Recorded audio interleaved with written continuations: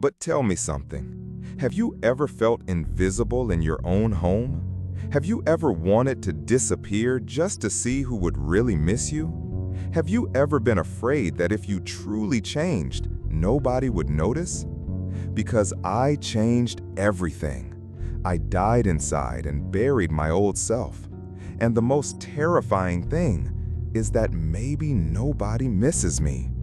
I think maybe I've lost perspective, or maybe I've just finally accepted a truth that had been screaming inside me for years, that nobody really loves me, not as I am. They only love the reflection, the mask, the idea.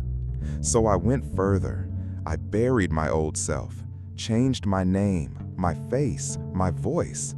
I erased who I was, like formatting an old hard drive. I left behind every visible trace of my existence and built a new person, a new me, just easier to love. And with this new skin, I knocked on my own family's door, like a distant friend of an acquaintance. Any excuse would do. My mother looked at me for 3 whole minutes. 3. She frowned, tilted her head, and then smiled, saying I looked like her son, just with more light in my eyes. I almost laughed, almost cried. My brother, not knowing who I was, confessed that he always thought his older brother was kind of apathetic, cold, unbearably moralistic. And it was at that moment I realized the person they say they love isn't me. Now I'm trapped in this new character, in this charming stranger they invite to lunches, tell secrets to, ask for advice. The question that won't let me sleep is, am I the asshole for doing this? For wanting to know if they truly love me or just love the idea of me? Since I was little, I always had the uncomfortable feeling that there was something wrong with me. Not a visible error, not a glaring flaw. It was more like background noise, subtle, constant, like the buzz of a light bulb about to burn out. I wasn't the funniest son, nor the sweetest. I wasn't the charming rebel, nor the prodigy everyone praised. I was just functional, present, a name on a list. My mother said she loved me, of course, but always with that automatic tone, like someone repeating medication schedules. As a child, I tried to please her in every way. Drawings stuck on the fridge, notes hidden in pillows, perfect grades, all received with a brief smile and a quick change of subject. Once, when I was 7, she cried listening to my sister sing at a school event. She didn't come to mind. My father, well, he left home when I still confused words with flavors. But he left a legacy, silence, a type of absence that shapes your spine without you noticing. My younger brother inherited all the charismatic traits I never had. He knew how to make himself wanted. He knew how to enter a room and leave with a promise or compliment. I was the shadow passing behind him, adjusting chairs, correcting papers, trying not to get in the way. And Grandma, Grandma. When she was still lucid, she called me by my father's name, always. Never corrected it, never noticed. They said it was age, but she got all the other grandchildren's names right. I grew up certain that I was always one step behind others' empathy, as if my existence was slightly out of focus. In family albums, I'm almost always at the edge of the photo, half cut off. In adolescence, I tried several times to change who I was. I cut my hair in weird ways, wore clothes that didn't suit me, forced smiles that hurt my jaw. But nothing changed how they looked at me, or worse, how they didn't look at me. In college, I realized I had a curious ability. I could adapt perfectly to what the other person expected. I just had to observe. 2 or 3 conversations, and I became the ideal version of myself for that person. It worked with professors, with colleagues, with internship interviews, but never with my family. With them, any attempt sounded artificial, forced, as if they had a rigid version of me stored in their heads, and any attempt at change was a threat to their narrative. It was around this time I started wondering, what if I were someone else, would they love me more? The idea seemed absurd, but absurd in a seductive way, like a red button with a sign saying, "Don't press." It took me a long time to architect everything. I moved cities, legally changed my name, let my hair grow out, had a minor cosmetic procedure, nothing extreme, just enough to soften the features I always hated about myself. Trained a new voice, a new accent, learned expressions I would never use naturally. Invented a past, a job, a favorite hobby. Initially, the idea was just a test. Just show up once, measure the reaction. But something in me, something sick and hungry, wanted more. I wanted to know what they said about me when I wasn't me. I wanted to hear from their mouths what was never said to me directly.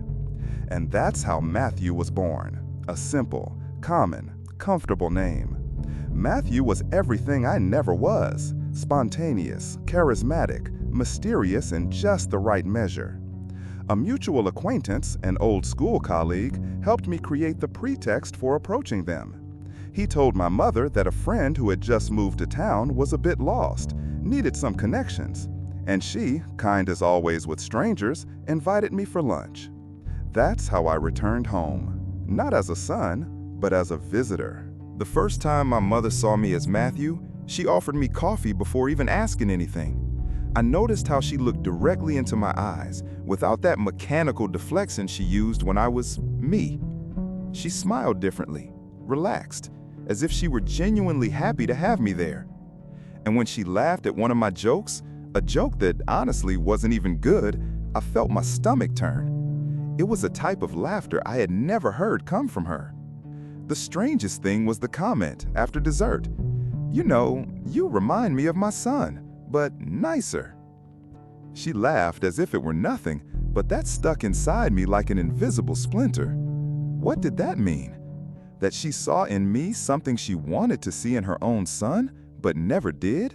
In the following weeks, Matthew became part of Sunday lunches. My uncles adored me. My brother even added me to a WhatsApp group. And that's when the confession started. He talked about me, the real me, as if I were a distant figure, a measured disappointment. He said he always thought I'd tried too hard to be accepted, that I had a somewhat tiresome way about me, that he found my laugh forced and my hugs limp. And there I was, reading, unable to react, laughing with emojis as if I were an outsider, but bleeding inside. I started noting everything, the comments, the comparisons, the small, raw truths said in the absence of my true presence. My sister even said, during a conversation about astrology, that she believed I had some kind of spiritual blockage. She looked at me, at Matthew, and said that if I were my brother, she would try an energy cleansing. Sometimes I laughed, other times I cried. But what really started to scare me was that I began to like Matthew more than myself. As Matthew, I was heard. People waited for me to speak. My opinion was validated. My jokes worked. I even got a loving nickname from my aunt, something that never happened to me even as a child. And gradually, I lost interest in being the other one, the one from before, the original. I avoided mirrors. When I saw old photos of myself, I felt ashamed, as if I had been misinterpreted my whole life, by myself. But things started to get out of control. My mother called me at odd hours wanting to talk. She sent 5-minute voice messages saying she thought Matthew had good energy, that she felt light around me. In one of these calls, she started crying. She said she felt guilty for not being able to connect with her own son, who was now distant, cold, strange, and that maybe it was her fault for not being the mother he needed. She cried for me, but to another version of me, and I thanked her. At the school where my niece studies, I picked her up once as a family friend favor. The coordinator, not knowing who I really was, commented, "The girl always says she wishes her uncle was more like you." I had to laugh, but my hand was shaking. I started avoiding places where they might recognize me. The panic of being unmasked took bizarre forms. I even changed the way I walked. I altered my laugh. I redesigned my handwriting, erased any trace of who I had been. And even so, some people started to suspect. A distant cousin said I had the same energy as the old me. My mother started asking if we had met before. My grandmother, the same one who called me by the wrong name, looked at me one afternoon with a fixed, dense gaze and said, "You have my grandson's eyes." But he never looked at me with such sadness. I started having strange dreams. In one of them, I was invited to my own funeral. My mother cried, but said she was happy that Matthew was there. I watched my own open coffin, and inside it, it was empty. No body, no face. My ex-girlfriend, not knowing who I was, matched with me on a dating app. We talked for weeks. She said I was everything she had always looked for in someone but never found. The day we arranged to meet in person, I faked an accident. The boundaries between being and performing began to dissolve. I started forgetting where Matthew ended and I began. I even thought that maybe I had killed the original, and I didn't feel exactly guilty. I felt a confused relief, almost a sadistic pleasure, as if I were finally seeing them all love me, but only after I was gone. And then came the point of no return. The day everything almost collapsed started like any other. Late afternoon sun filtered through my mother's yellowed curtain. Smell of reheated coffee, oscillating fan with a hypnotic creak. The kind of setting where nothing new happens, where time seems to repeat itself. She was sitting on the couch with a box of old photos on her lap. She was more sentimental than usual. She said she had dreamed about her lost son, and that sometimes she thought he was dead inside, that he hadn't been himself for a long time. I was sitting next to her, as Matthew, and she looked at my hands as if searching for something there, a sign, a detail, a mistake. That's when she took out a photo, an old yellowed one of me, the me from before, at a childhood birthday. She looked at me, then looked at the photo, and smiled. But it wasn't a light smile, it was something crooked, almost sad. She said, "You remind me so much of him, even in the way you scratch your nose when you think, even the shape of your pinky. It's scary." I laughed, trying to seem casual, but my throat was dry as sand. "I'm afraid of what he's become," she continued. "But you're different. You make me feel like there's still something pure in the world." And then she did something she never did in my entire life. She held my hand, with affection, with presence, as if saying, "You are everything I needed my son to be." That night, I vomited, alone, at home, in silence. It was as if my body rejected that affection because it wasn't mine. It belonged to someone else, to a fiction, a character that worked. I started having memory lapses. I confused passwords, mixed up stories. I talked about events that never happened with people who never existed. My ex called me to go out again. I accepted, as Matthew. We spent the night together. She looked at me, lying down, and said, "It's strange. There's something about you that reminds me of him, but without the bad parts." I smiled, but inside me, a crack was growing. After that, I started writing letters to myself, as if I wanted to keep alive the memory of the original. "You still exist," I scribbled. "I remember you." I stuck some on the mirror. Others I hid in books on the shelf. One of them I put in the car's glove compartment, just to make sure someone, myself maybe, would find them someday. But the body collects its dues. The mind reacts. I started developing tics, involuntary tremors, short blindness spells, like camera flashes in my eyes. One night I woke up in the middle of the street, barefoot, with bloody feet, not knowing how I got there. I woke up in a clinic. They didn't technically commit me, but they recommended prolonged rest. They said I needed time to reintegrate my identity. I didn't know whether to laugh or cry, because nobody there knew that I was already being someone else, and had been for a while. Matthew was praised wherever he went, but me? I was now a stranger who couldn't even fill out a form without hesitating. When a nurse asked for my full name, I froze. I said, Matt, and stopped. She smiled, thinking it was nervousness, but I knew my identity was cracking. I was confronted by my brother. He came to the clinic after learning I was admitted for nervous breakdown. He looked at me and said it was funny, because in that place with those clothes, he reminded him of the brother he had. Just more vulnerable, he said, more human.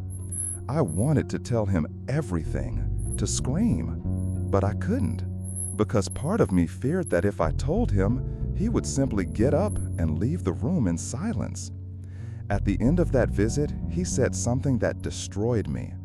"You know, I like you, the way you are now. Maybe I always liked you, but I could never see it while you were trying too hard." He didn't know, but he said everything. And I wondered, what if, when I go back, I'll be erased again? What if they only love me when they don't know who I am?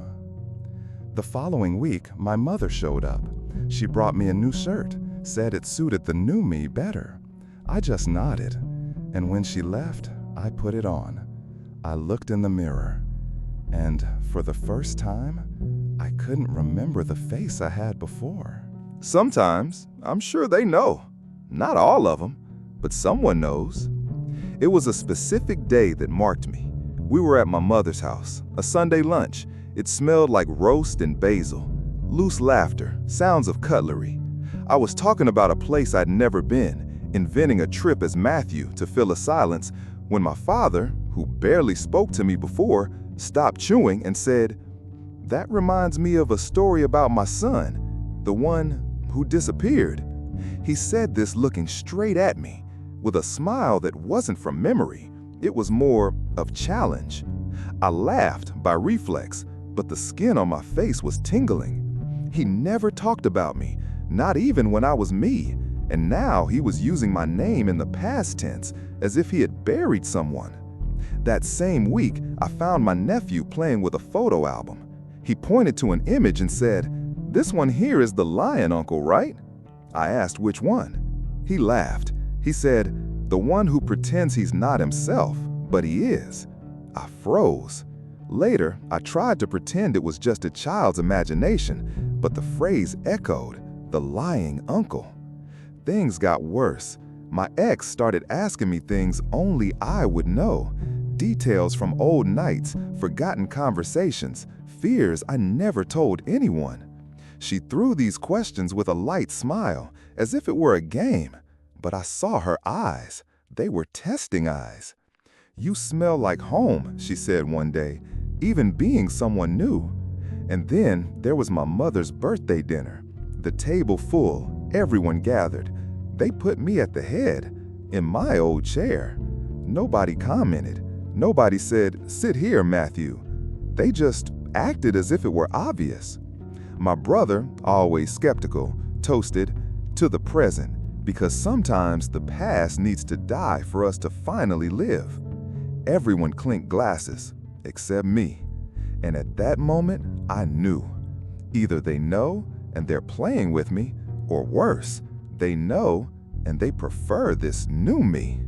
Now, sometimes I wake up in the middle of the night thinking I've gone back to being the original, that I'm sleeping in the old room, surrounded by the same criticisms, the same cold looks.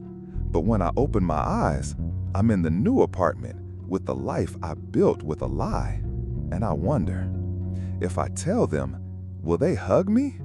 Or will they look at me in silence like they did before? Maybe they're waiting for me to reveal myself. Maybe they're grateful they don't have to live with the old me. Or maybe the only one who still wants to go back to being that man is myself. And even so, I don't even know if I deserve it anymore. So tell me, please, AITA? AITA for erasing myself just to find out if anyone missed me?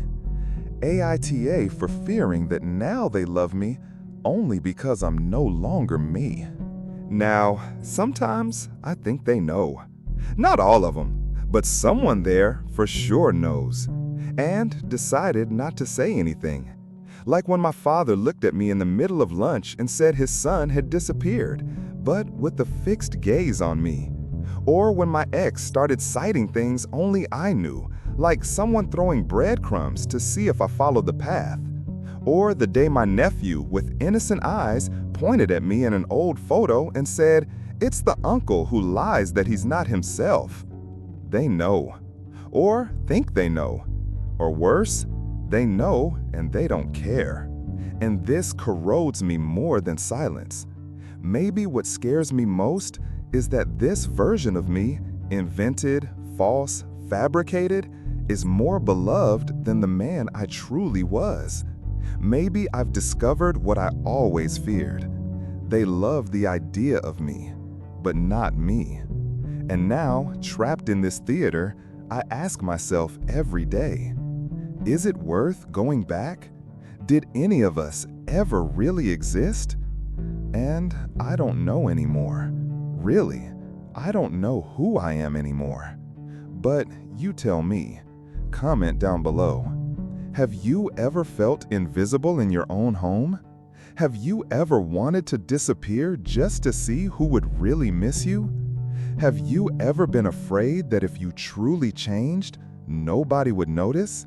Because I changed everything. And the most terrifying thing is that maybe nobody misses me.